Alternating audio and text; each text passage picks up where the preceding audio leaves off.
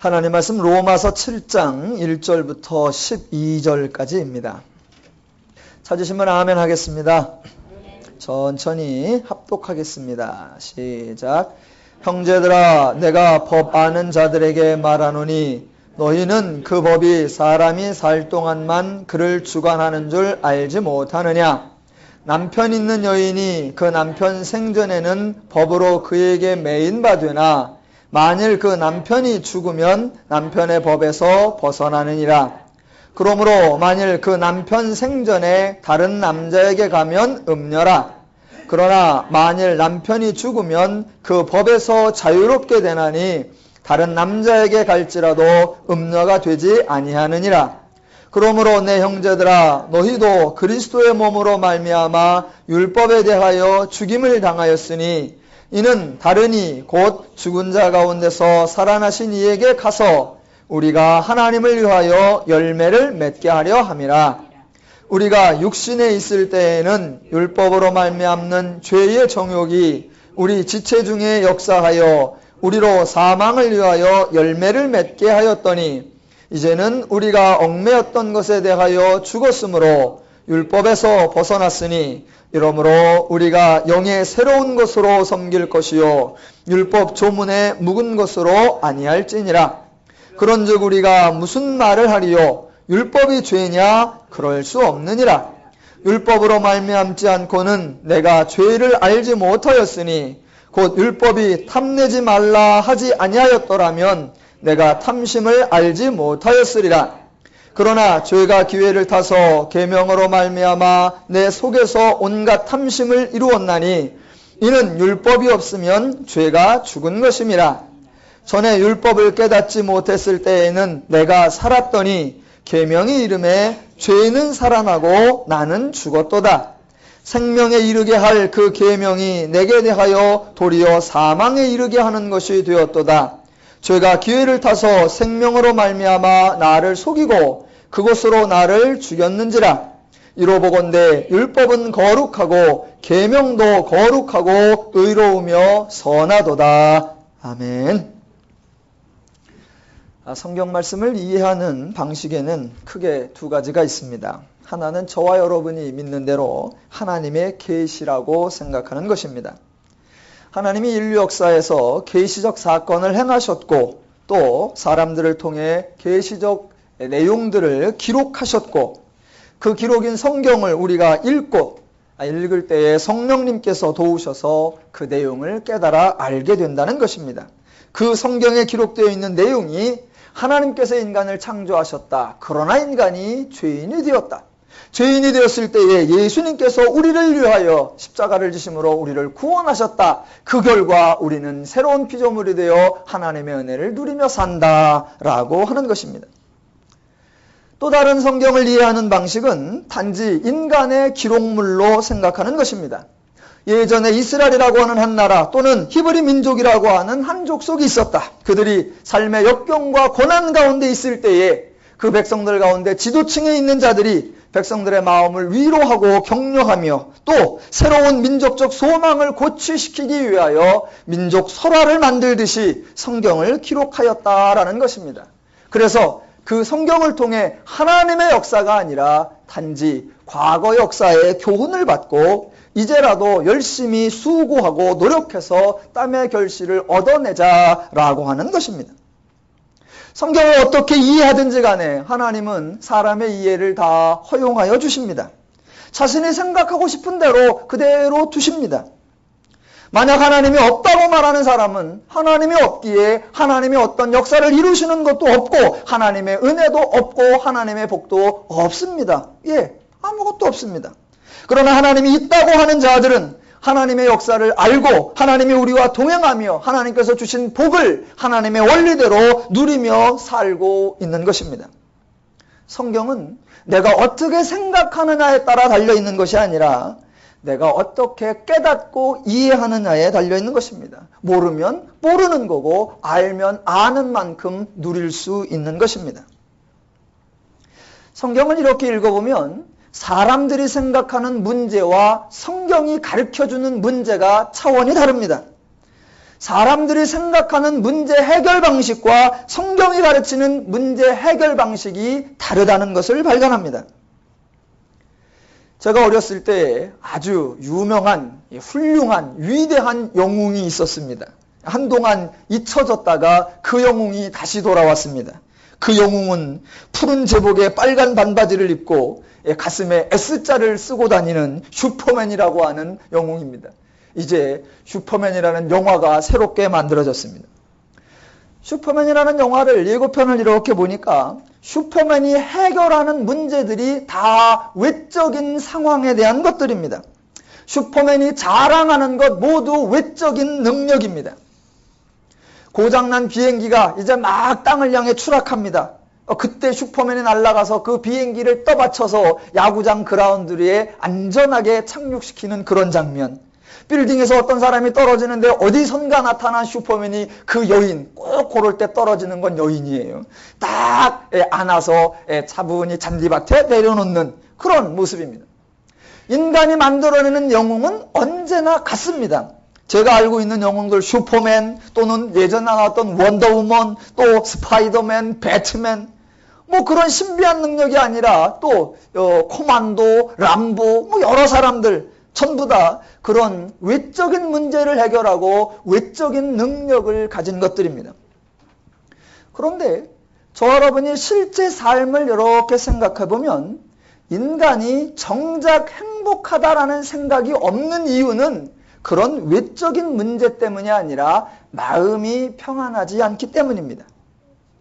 뭐 꼭 그런 건 아니지만 하나 예를 들어보면 뭐 특별히 이제 자녀 둔 사람들의 대부분의 관심거리가 아이들 공부일 겁니다. 우리 아이하고 옆집 아이가 있는데 예를 들어 옆집 아이가 공부를 잘한다. 그 옆집 아이 공부 잘하는 게 내 아이 공부 못하는 거하고 아무 상관이 없거든요. 그 아이 때문에 내 아이가 공부를 못하는 게 절대로 아닌데 내 아이보다 그 아이가 공부를 잘하는다는 사실이 괜히 마음이 불편합니다. 그 사람이 우리 집 옆에 산다라는 것도 껄끄럽습니다. 그게 아무것도 아닌데 그게 내 아이에게 영향을 주는 게 아닌데 가끔 그런 마음이 들 때가 있어요. 그래서 왜 저 아이는 왜 우리 집 옆에 사나? 그러면 또 상상력이 별 쓸데없는 상상력이 다 나옵니다. 그래 그 집이 애는 우리 애보다 조금 뭐 공부는 잘해도 그 집 신랑이 우리 신랑보다 돈을 못 벌잖아. 이 말꼬리가 이상하게로 막 갑니다. 또 그런 마음을 먹는 자기 자신이 또 너무 소심한 것 같고 속 좁은 것 같아서 또 속이 상합니다. 그렇게 속 상하고 있는 자신이 또 화가 납니다. 그래서 잠이 안 와요. 그렇게 잠이 안 와서 마음이 평안하지 않을 때 바로 그때 슈퍼맨은 아무 도움이 되지 않습니다. 바로 그 순간 원더우먼이 나타났다 그러면 한 대 터지고 갑니다. 성경의 이야기는 외적인 문제를 다루지 않고 외적인 능력을 말하지 않습니다. 언제나 인간의 본질적인 이야기를, 본질적인 내용을 말합니다. 교회에 흔히들 젊은 사람보다는 그래도 나이 드신 분들이 많다라고 말을 합니다. 왜 그러느냐? 인간은 자신이 무엇인가를 할 수 있을 때는 자신이 해보려고 합니다.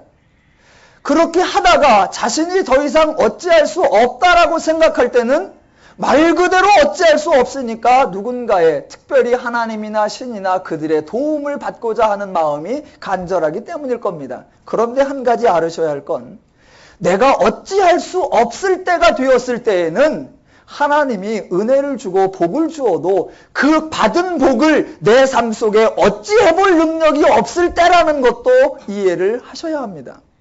가능한 한 하나님을 빨리 알고 하나님의 말씀을 바르게 아는 것이 중요합니다. 사람들이 뻔히 알고 있으면서도 그래도 평상시 늘 속고 있는, 알고도 속는 거죠. 그런 몇 가지 오해들이 있습니다. 제가 한번 예를 들어보면 여러분도 일리가 가실 겁니다. 뻔히 아닌 줄 알면서도 늘 그렇게 생각하고 속고 있는 오해들. 첫째, 학생들은 자신들이 마음만 먹으면 공부를 잘할 줄로 압니다. 내가 지금 왜 1등을 안 하느냐? 내가 지금 안 해서 그렇지. 하기만 하면 내가 다음 시험에 금방 1등을 할 줄로 압니다. 절대로 그렇지 않습니다. 또 조금 죄송한 얘기입니다. 그냥 일반적인 예입니다. 예, 노총각과 노처녀가 있다. 그러면 옆에서 왜 시집 안 가느냐라고 말하면 그 사람들은 언제나 그럽니다. 내가 마음만 먹으면 다음 달이라도 결혼식을 올릴 수 있다. 그렇게 생각하지만 그거 큰 오해입니다. 절대로 그렇게 잘 되지 않습니다. 아줌마들의 오해. 아줌마들은 본인이 조금만 노력하면 자식들을 자기 마음대로 할 수 있을 줄로 합니다. 큰 착각입니다. 제가 어느 집사님께 들은 얘기인데 그날 이후로 제가 아들을 대하는 태도가 바뀌었습니다. 자식이 10살을 넘어가면 왜 말을 안 듣니? 이런 말을 하는 게 아니래요. 남편들의 오해. 남편들은 자기들의 마음만 먹으면 아내들을 꼼짝 못하게 할 수 있을 줄로 생각합니다. 저는 절대로 그런 생각 안 합니다. 나이 좀 들으신 어르신들, 노인들의 오해. 노인들은 자신들이 다시 한번 젊어지면 자기가 살아온 것과는 전혀 다른 인생을 살 수 있을 줄로 생각합니다. 그렇지 않습니다. 신학생들의 오해. 우리 누님께 학생들이 있으니까 신학생들의 오해. 신학생들은 자기가 읽으려고만 하면 방학 동안에 성경을 식독할 수 있을 줄로 생각합니다. 큰 착각입니다. 그런데 이런 오해들보다 가장 큰 오해, 가장 어리석은 오해, 죄인들이 자신들이 마음만 먹으면 죄를 안 질 수 있다고 생각을 합니다. 큰 착각입니다. 내가 그렇게 생각한다는 것과 실제로 그렇다라는 것은 전혀 다릅니다. 할 수 있다고 믿는다고 해서 할 수 있느냐라는 것은 다른 문제입니다. 정말 할 수 없다고 생각했는데 할 수 있어서 자기도 깜짝 놀랄 때가 있고 할 수 있다고 생각했는데 할 수 없어서 어이없어 하는 경우도 많습니다. 그래서 어떻게 느끼느냐라고 하는 감정의 문제와 정작 사실이 어떠냐라고 하는 진리의 문제는 사람들이 종종 혼돈합니다.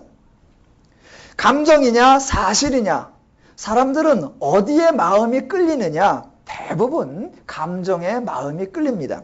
그래서 흔히 감정이 중요하다, 첫 느낌이 중요하다, 필이 꽂혔다, 뭐 여러 가지 감정을 중요시하는 표현들이 나옵니다. 왜 사람들이 감정과 사실 중에 감정 쪽으로 마음이 기울까? 간단합니다. 하나님의 원리, 인간의 본성, 속성을 알면 그런 걸 판단하는 게 어렵지 않습니다.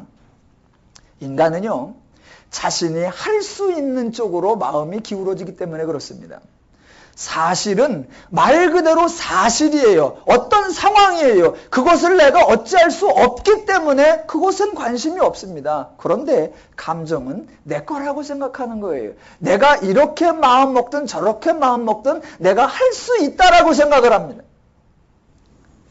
가끔 신앙의 문제에 있어서도 이게 하나님이 나를 구원하셨다라는 사실과 내가 구원을 받았다라고 느끼는 감정과 어느 것이 중요하느냐라는 것이 종종 논쟁거리가 되기도 합니다. 그러나 느낌, 감정 또는 사실과 진리는 별개로 구분될 수 있는 것이 아닙니다. 둘 중에 어느 것을 선택하는 문제가 아니라 우선순위의 문제입니다. 꼭 같이 언제나 함께 오아야 하는 건데 기왕의 순서를 따질 때 뭐가 먼저냐라는 겁니다. 이 순서를 우리가 정하는 것이 아니라 성경이 가르쳐주는 순서대로 해야 합니다. 물론 성경에는 감정이 먼저다 또는 사실이 먼저다 이렇게 문자적으로 표현한 것은 없습니다. 그러나 우리는 확인할 수 있습니다. 성경을 이렇게 읽어보시면 성경이 우리의 감정과 우리의 느낌과 우리의 피를 요구하는 것이 거의 없다라는 것을 볼 수 있습니다. 성경을 읽으면 언제나 하나님이 하신 일, 하나님이 이루어 놓으신 사실을 선포하고 드러내고 알리고 밝혀내지 그거에 대한 너의 느낌은 어떠니? 라는 것을 묻는 적이 없습니다.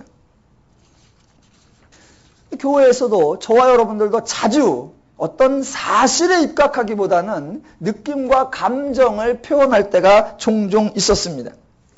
흔히 교회 처음 나오신 분들이 그런 표현을 쓸 때가 많습니다. 난 예수가 누군지 몰라. 난 하나님이 누군지 모르고 성경이 뭐라고 돼 있는지도 몰라. 나는 교회가 하는 게 뭔지 몰라. 그런데 교회만 오면 마음이 편안해. 그러면 우리는 야, 저 사람이 교회 와서 마음이 편안하니까 뭔가 교회에 대한 긍정적이고 뭐가 있는 것처럼. 아니요. 성경은 그 사람이 마음이 평안하느냐 불편하느냐라도 따지지 않고 하나님이 그를 구원하였느냐 안 하였느냐라고 합니다. 그래서 성경은 인간에 대한 그 상인간의 느낌, 감정 그런 것들에 호소하는 그런 것을 바라는 미사여구가 없고 시적 표현이 별로 없고 대신 성경은 표현이 논리적이며 법적이며 사실적이며 진술적입니다. 오늘 본문에서도 구원의 사실에 대하여 이야기할 때 상당히 법적인 측면을 가지고 구원을 설명해 줍니다. 오늘 그것을 한번 확인해 볼 수 있습니다. 성경은 절대로 단편적으로 잘라서는 안 됩니다. 성경이 무슨 이야기를 할 때 왜 나왔으며 어떻게 연결이 되느냐라는 것을 잘 살펴보아야 합니다. 오늘 7장은 이제 계속해서 될 8장과 연결이 되어 있습니다. 오늘 7장에서는 오늘 설교 제목처럼 우리가 육신에 있었을 때에 우리가 죄인이었을 때의 상황을 이야기하고 8장에서는 이제 구원받아 생명의 성령의 법 안에 있을 때를 대조하여 설명합니다. 앞으로 그것을 좀 살펴보겠습니다. 오늘 7장의 1절에 보면 이제 부부관계에 대해서 나오는데 오늘은 부부에 대한 얘기를 하려고 하는 것이 아니라 부부의 관계를 예를 들어 죄와 인간, 하나님과 인간의 관계를 설명하려고 하는 것입니다. 저는 성경을 읽을 때마다 참 성경이 인간을 배려한다, 인간을 참 유해해준다라는 것을 느끼는 게 뭐냐면 어떤 하나의 사실을 단순히 하나의 방법으로가 아니라 다양한 정황과 표현을 등장한다라는 겁니다. 하나님과 인간의 관계에 대한 것도 매우 다양합니다. 목자와 양이라고 표현할 때가 있고 포도나무와 가지라고 표현할 때 있고 신랑과 신부라고 표현할 때가 있고 아버지와 아들이라고 표현할 때 있고 책임지는 주인과 보호받는 종이라고 표현하기도 합니다. 여러분, 인간의 다양한 관계와 상황을 예를 들어 하나님을 설명한다는 것은 반대로 하면 이 하나님의 설명을 이해하면 인간의 다양한 삶의 정황에 다 적용할 수 있다라고 하는 겁니다. 하나님은 인간 삶의 것은 난 몰라. 니들이 알아서 살아. 나는 너를 구원만 한다. 천국만 데려간다. 아니요.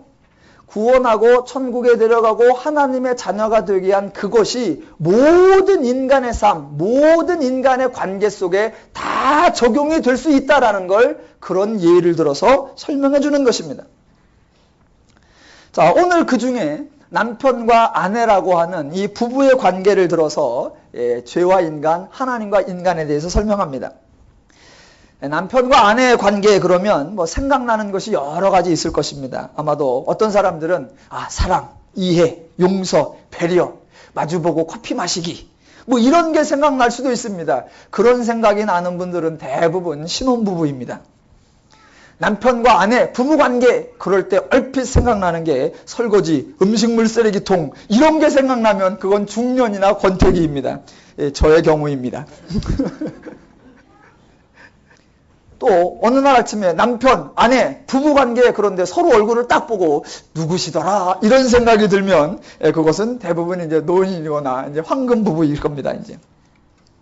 그런데 남편과 아내, 부부의 관계에 있어서 나는 당신에게 속해 있고 당신은 나에게 속해 있고 우리는 서로 같은 울타리 안에 소속되어 있다. 그런 생각이 들면 그건 오늘 성경 본문이 강조하고자 하는 내용입니다. 부부관계, 남편과 아내의 관계를 오늘 등장시키는 이유는 죄와 인간의 관계를 설명하는 겁니다. 즉, 남편은 아내에게 소속되어 있고 아내는 남편에게 소속되어 있다라고 하는 것을 말하려고 하는 것입니다.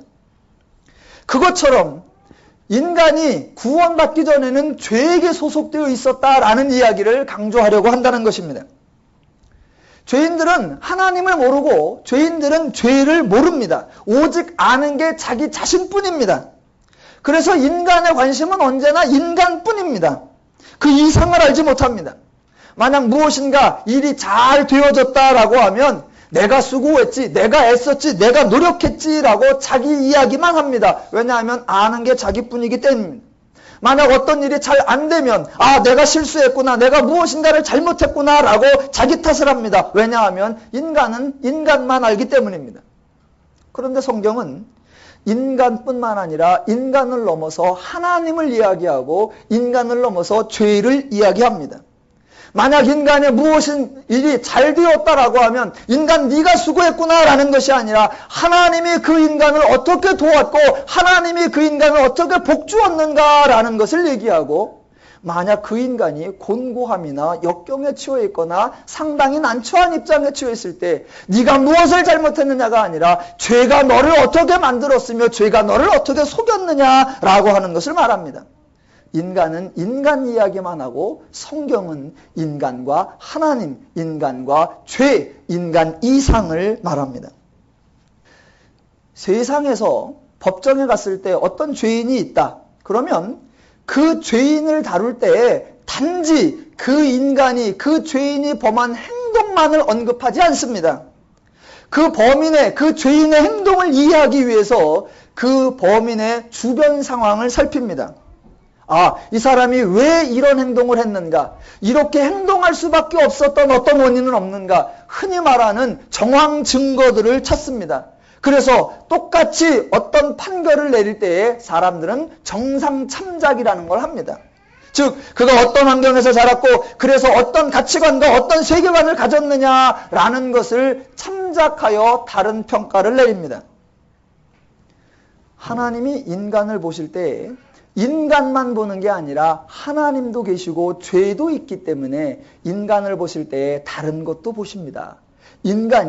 그 인간이 악해서 그런가, 그 인간이 스스로 그랬는가, 아니면 그 인간이 죄에게 빠져 있어서 그렇는가, 죄된 상황 속에 있어서 그렇는가, 죄에게 사로잡혀 있어서 그랬는가, 이 인간을 오직 죄인이라고 몰아세워서 징계하고 처벌하고 심판 내려야 하는가, 아니면 죄인이었구나, 죄의 종이었구나라는 정상을 참작해야 하는가라는 것을 생각하신다는 말입니다.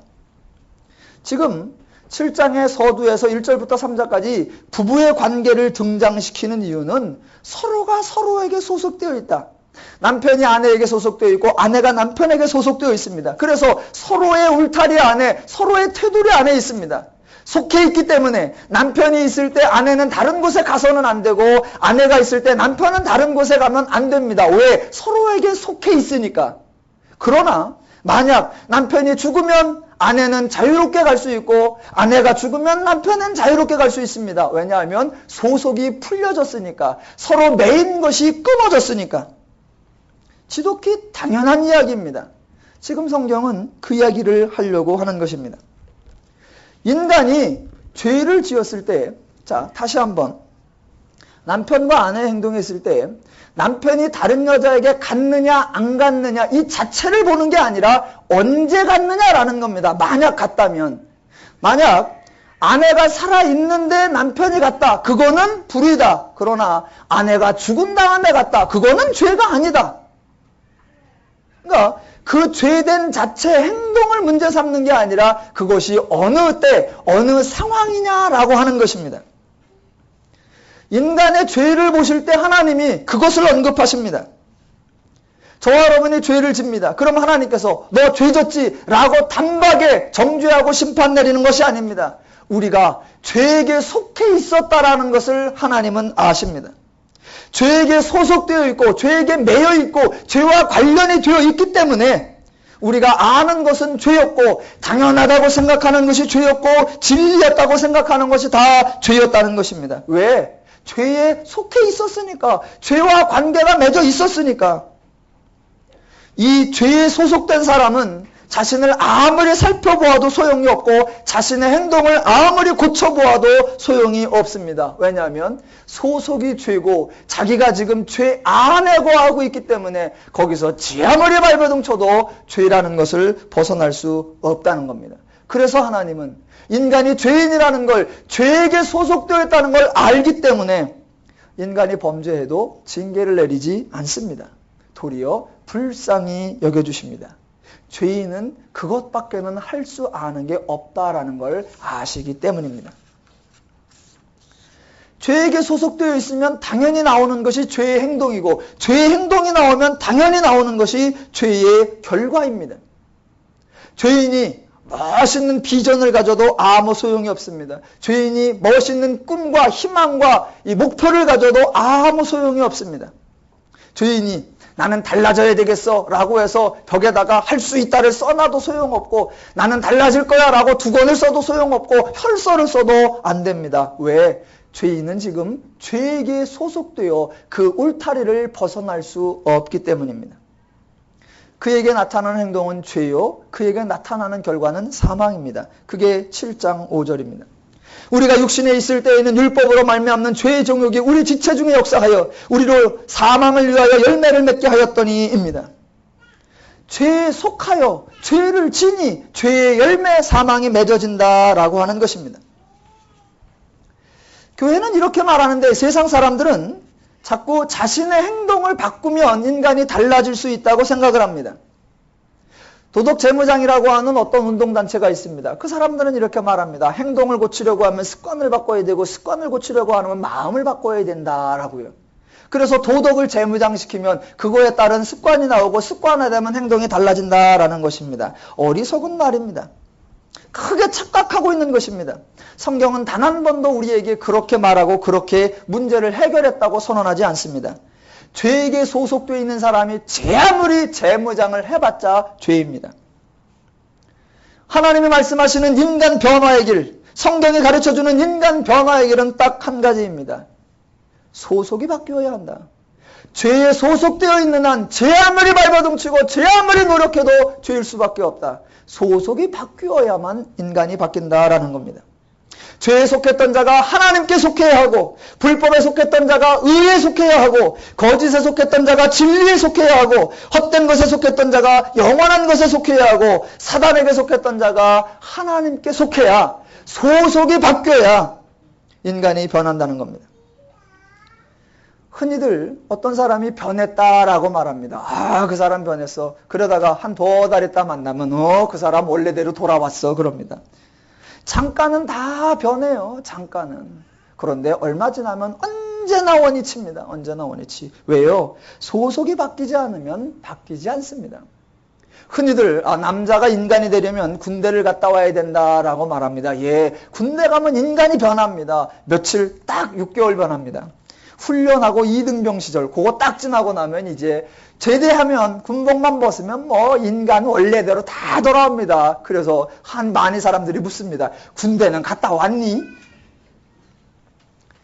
군대가 사람을 바꾼다 그러면 저는 그 군대는 현역이기보다는 예비군이 바꾼다고 생각을 합니다. 이야, 예비군복 입혀놓으면요 인간이 그렇게 달라질 수가 없어요. 그런데 또 그거 벗겨놓으면 똑같아져요. 예, 인간이 바뀌는 것 같지만 소속이 바뀌지 않으면 절대로 변하지 않습니다. 본질적인 거, 근본적인 거, 원리적인 거, 하나님과의 관계가 변하지 않으면 인간은 바뀌지 않습니다. 그래서 예수 그리스도가 이 땅에 오셔서 하신 사역이 무엇이냐? 그 소속을 바꾸어 놓은 겁니다. 성경의 표현대로 우리를 죄에 대하여 죽은 자요 하나님께 대하여 산 자다라고 변화시켜 주십니다. 다른 표현으로 죄에 속했던 우리를 하나님께 속하게 하였다. 또 다른 표현으로 죄의 종이었던 우리를 하나님의 자녀가 되게 하였다라고 성경이 표현하는 겁니다. 7장 4절에 보면 그러므로 형제들아 너희도 그리스도의 몸으로 말미암아 율법에 대하여 죽임을 당하였으니 이는 다르니 곧 죽은 자 가운데서 살아나신 이에게 가서 우리가 하나님을 위하여 열매를 맺게 하려 함이라 라고 표현합니다.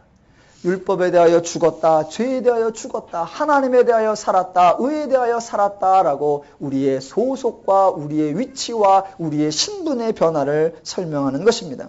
그러니까 당연히 나오죠. 성경은 말이 됩니다. 7장 6절 이제는 우리가 얽매였던 것에 대하여 죽었으므로 율법에서 벗어났으니 이러므로 우리가 영의 새로운 것으로 섬길 것이요 율법 전문에 묵은 것으로 아니할지니라.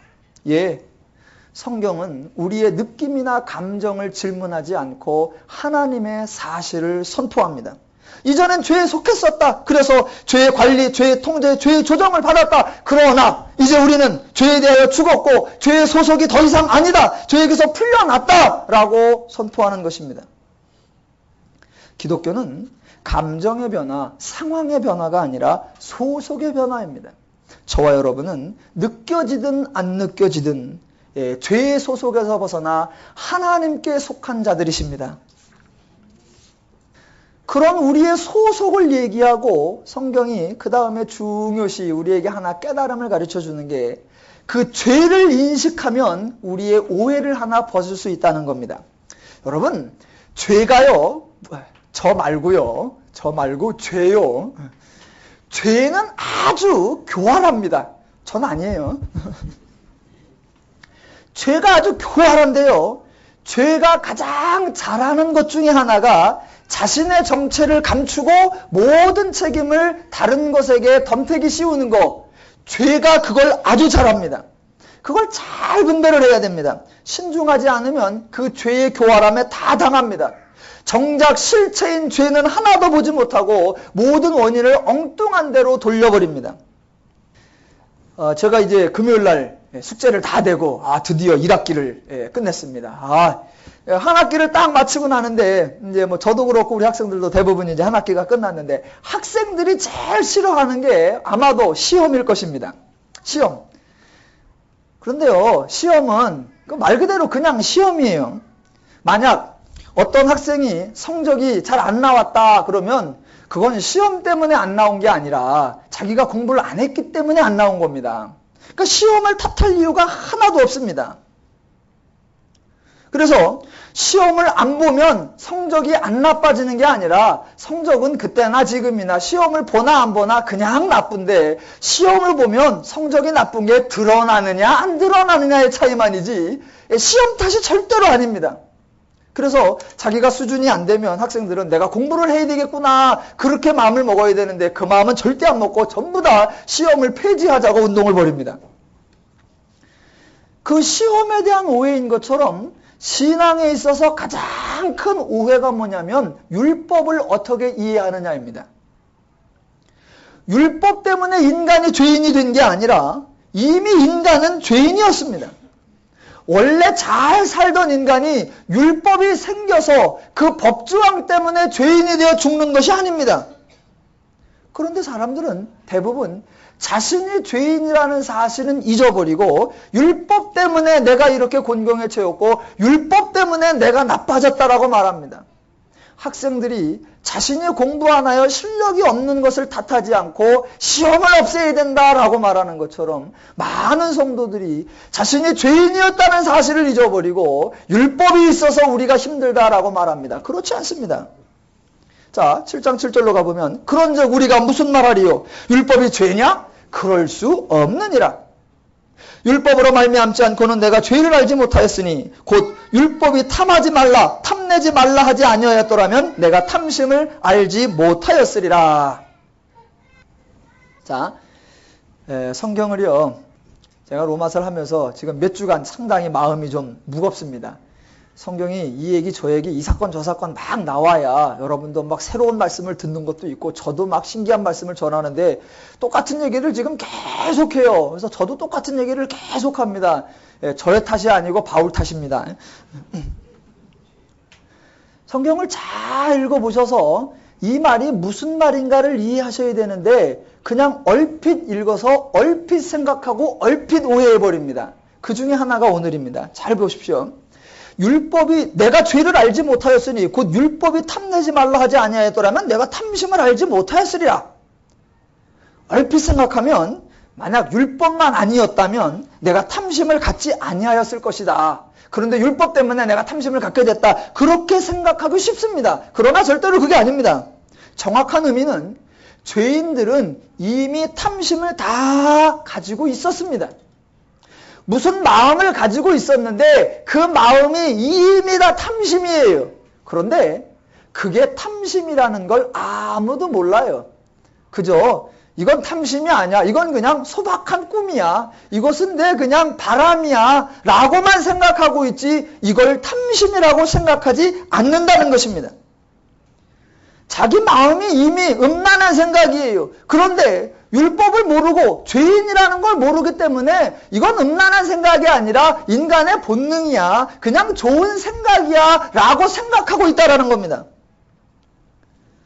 자, 율법 때문에 그 나쁜 것이 발생한 것이 아니라 이미 가지고 있는 것을 알지 못하다가 율법이라고 하는 기준이 들어오니까 아하, 내 마음이 이게 탐심이었구나. 아, 내 마음이 이게 악한 거였구나. 내 마음이 이게 불의였구나. 라는 것을 깨닫게 되었다라고 하는 그런 표현입니다.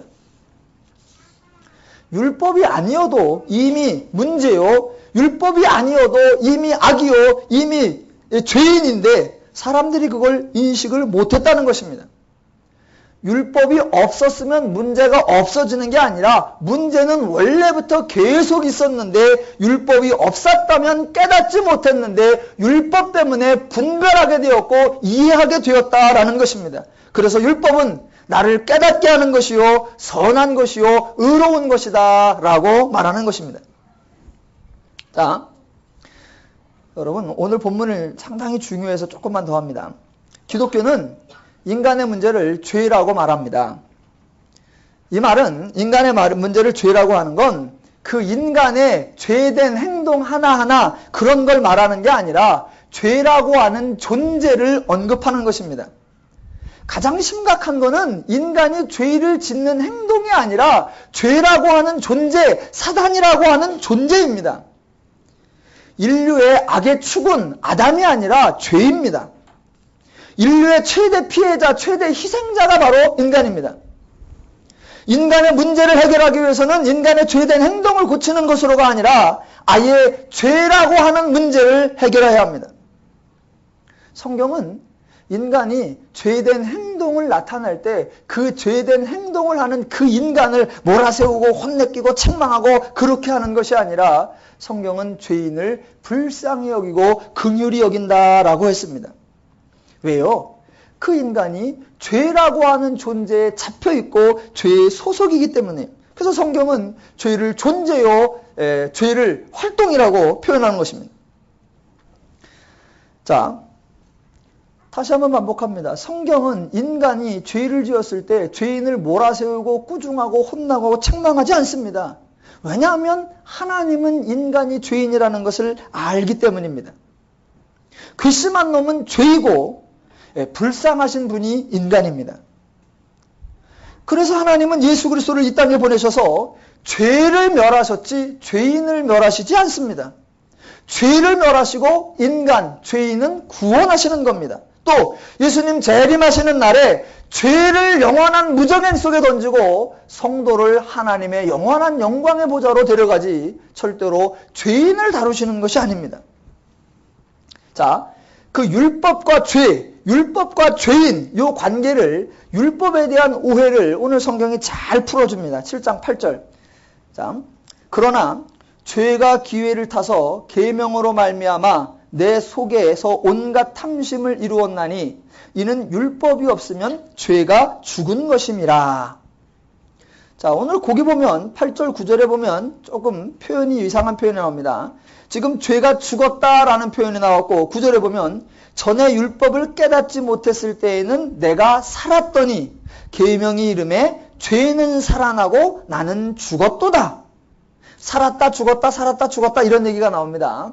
살았다는 게 뭐고 죽었다는 게 뭐냐라고 하는 걸 죄와 인간과 율법의 관계를 통해서 잘 분별하셔야 됩니다. 자, 보십시오. 자, 인간이 죄를 짓는 건 죄에게 속해 있을 때에 죄가 인간을 충동질하고 죄가 인간을 꼬셔서 죄를 짓게 만든다라는 것입니다. 그러면 인간이 죄를 지면 저 인간을 죄 짓도록 한 그 죄라고 하는 사단이라고 하는 나쁜 놈, 그 놈을 찾고 그 놈을 추궁해야 합니다. 그런데 많은 사람들은 죄인은 인식하지 못하고 죄진 그 사람을 책망합니다. 네가 나쁜 놈이야. 네가 죄를 졌잖아. 다 너 때문이야. 다 내 탓이야. 라고요. 자, 죄를 졌을 때 내가 죄에 대한 죄와 나와의 관계에 있어서 내가 죄를 졌고 모든 문제가 나다라고 생각하는 것, 즉 죄라고 하는 존재를 인식하지 못하고 깨닫지 못하는 것, 이걸 뭐라고 표현하느냐? 성경의 표현대로 하면 죄가 죽었다, 나는 살았다 라고 표현하는 겁니다. 죄와의 관계에 있어서, 즉 죄와 이 인간과 죄와의 관계성을 말하는 겁니다. 자, 죄를 졌는데 인간이 죄를 졌는데 왜 죄를 졌느냐? 이 죄라고 하는 놈이 그래서 그랬구나 라고 하면 죄라고 하는 사단이라고 하는 이 존재가 죄와 연관이 되었다는 것을 밝혀내면 그걸 죄가 살았다라고 하는 거예요. 즉 죄가 이 상관관계의 대상이 되었다라는 말입니다.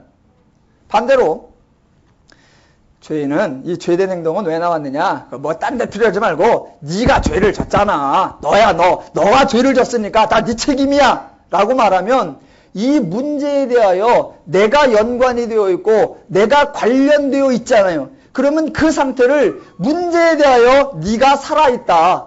네가 연관성이 있다. 네가 책임이 있다. 이렇게 표현하는 겁니다. 만약 죄가 감추어져 있고 죄가 드러나지 않고 마치 죄는 없는 것처럼 마치 죄는 죽은 것처럼 아무도 죄에 대해서 언급하지 않으면 그것을 뭐라고 하느냐? 죄가 죽어있도다. 왜? 아무도 그걸 다루지 않으니까, 아무도 그 연관성을 말하지 않으니까, 아무도 그걸 언급하지 않으니까. 그래서 성경에 이렇게 나오는 겁니다. 인간이 죄를 지었는데 율법이 등장하기 전에는 죄가 죽었도다예요. 왜? 아무도 죄를 말하지 않아. 마치 죄는 없는 것처럼 죽은 것처럼 말해요. 그때 죄는 죽어있고 누구는 살아있느냐? 나는 살아있는 거예요. 왜? 모든 책임이 나라고 하는 거예요. 네가 다 뒤집어 써야 되는 거예요. 그런데 율법이 딱 등장하니까 내가 아니고 나쁜 놈은 죄고 너는 불쌍한 자구나 라는 표현은 율법이 등장하니 나는 죽고 죄는 살았느니라. 너는 책임을 면하고 죄는 나쁜 놈이라고 드러나느니라. 여기서 죽었다 살았다라고 하면은 그 인간이 죽었나 살았냐 이런 얘기가 아니라 죄와의 연관성이 관련되었느냐 해결되었느냐 이 표현이란 말입니다.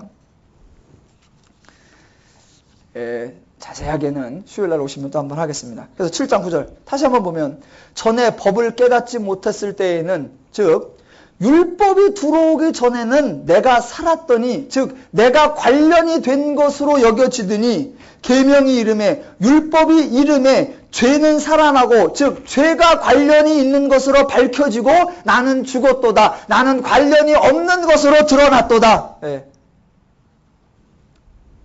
율법이 없을 때는 내가 살았다. 근데 율법이 오니까 내가 죽었다. 괜히 율법은 와가지고 말이야. 우리를 살렸다 죽였다 살렸다. 율법 없을 때는 그럭저럭 살만했는데 율법이 와가지고 말이야. 움직일 때마다 계명 팍팍팍 들이대가지고 우리를 다 정죄하고 다 죽게 만드네. 하나님은 왜 율법을 주셔갖고 그런 얘기가 아닙니다.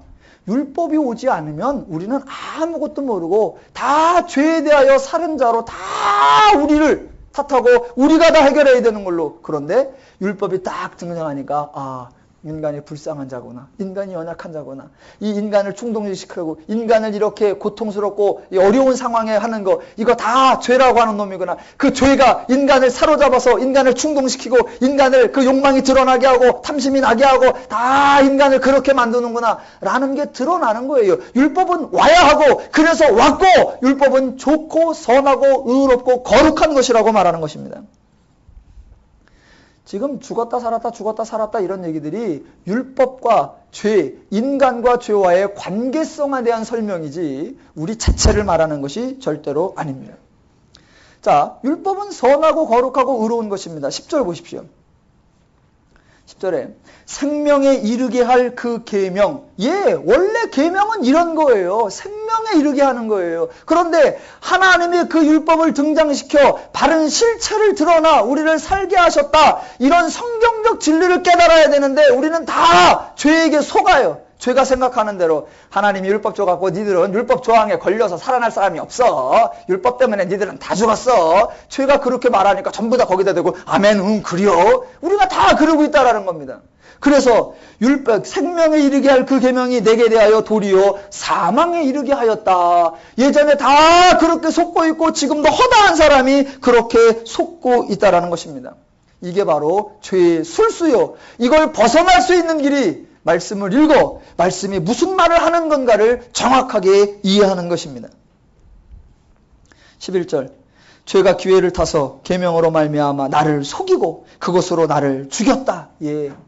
예전에 그랬는데 이제는 진리를 깨달아 내가 하나님께 구원받았고 율법을 통하여 새롭게 됐다는 걸 알았다. 이러고 가야 되는데 지금도 가능한 한 율법은 모르는 게 좋고 가능한 한 하나님은 모르는 게 좋다라고 가는 건 다 속고 있는 것입니다. 율법 때문에, 하나님의 말씀 때문에 죄가 주동자고 인간이 희생자라고 하는 사실이 드러나는 것입니다. 율법 때문에 문제가 죄요, 인간이 피해자라고 하는 것이 드러나는 것입니다. 율법 때문에 나쁜 놈이 죄이고 인간은 불쌍한 존재라고 하는 것이 드러나는 것입니다. 그래서 12절 이로 보건대 율법은 거룩하고 계명도 거룩하고 의로우며 선하도다. 저와 여러분이 바로 이 거룩하고 의로우며 선한 율법에 속한 자, 즉 하나님께 속한 자가 되었다라는 것입니다.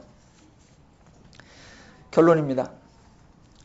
많은 사람들이 서로 인간 간에 사랑하며 이해하며 화해하며 행복하게 살자고 합니다. 그런데 그렇게 살 수가 없습니다. 왜 없냐면 문제의 원인을 모르기 때문입니다. 만약 어떤 문제가 발생한다, 사람들은 대부분 사람 탓을 합니다. 저 사람 때문이야, 저 사람 때문이야. 그래서 사람을 바꾸자고 합니다. 사람 탓이 아니면 늘 제도 탓을 합니다. 제도 때문이야, 법 때문이야, 절차 때문이야. 그래서 문제가 터지면 사람을 바꾸거나 제도를 바꾸느라고 그 세월을 다 보내며 그 과정 속에 또 다른 문제가 계속 발생합니다. 행복을 누릴 새가 없습니다. 그런데 교회는 다른 곳입니다. 성도는 다른 존재들입니다. 성도는 아는 겁니다. 아, 문제가 뭐다? 죄라는 것을요.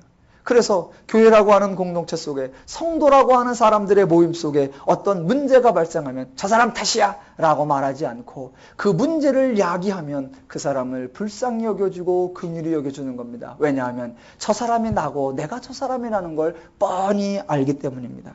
그래서 서로의 연약함을 인정하고 서로를 불쌍히 여기며 서로를 이해하고 서로를 기다려줄 줄 압니다.